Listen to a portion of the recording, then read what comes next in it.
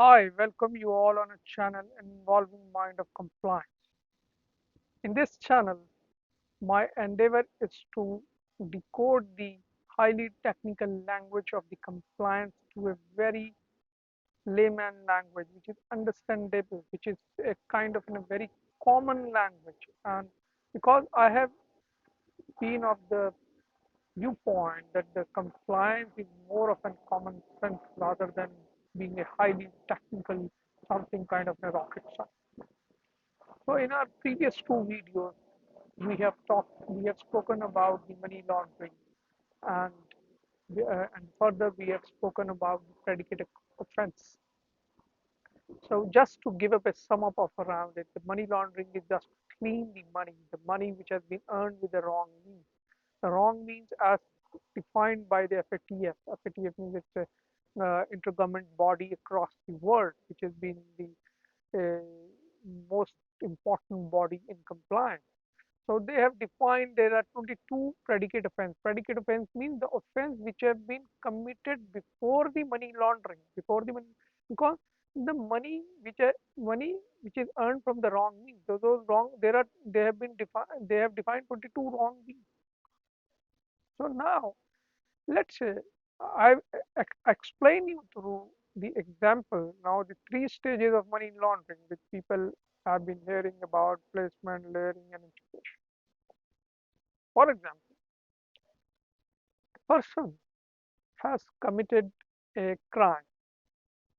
He has been selling the drugs, let's say for example, and earning a huge amount of money out of those drugs. So the selling of drugs is what is called a predicate offense.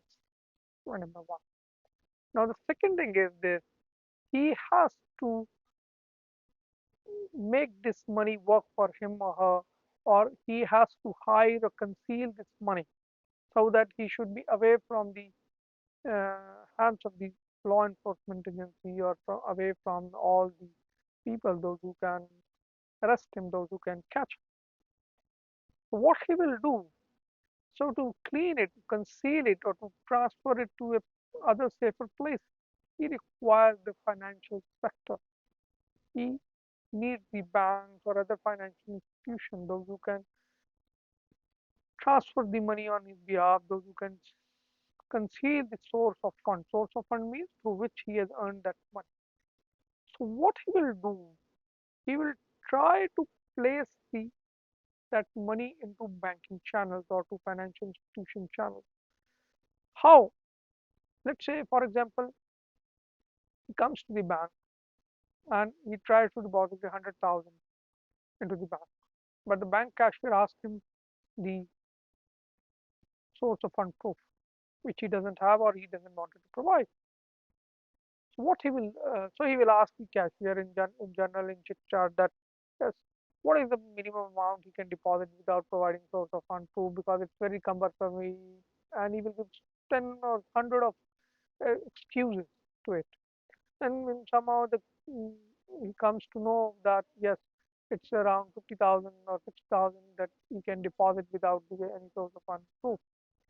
So to place, he will stagger that money. He will stagger that money into 50 bundles.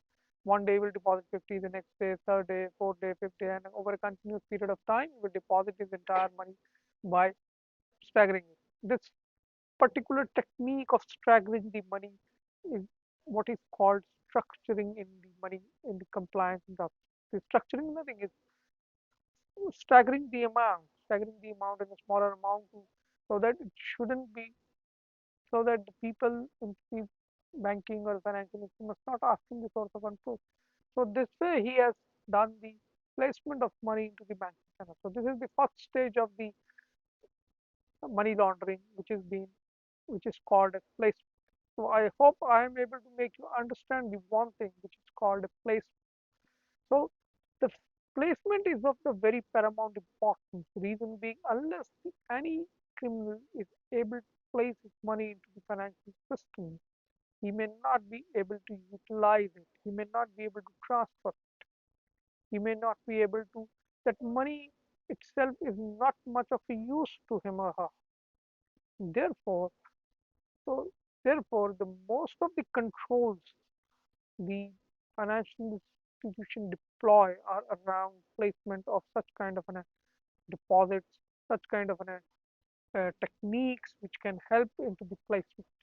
So further, we would be talking about in our series of videos about other stages of money laundering and so on and so forth. Thank you very much, and I request each and everyone to please listen, like, comment, share, subscribe, so that we can have a better compliance community. We should have a better compliance culture. We should have all the people should be aware about the duties of compliance, and we could save the society. We could have a better society. It's kind of a noble work. Each and everyone should embark on it with me. Take this fight together and to make society a beautiful society. Thank you very much. All the best.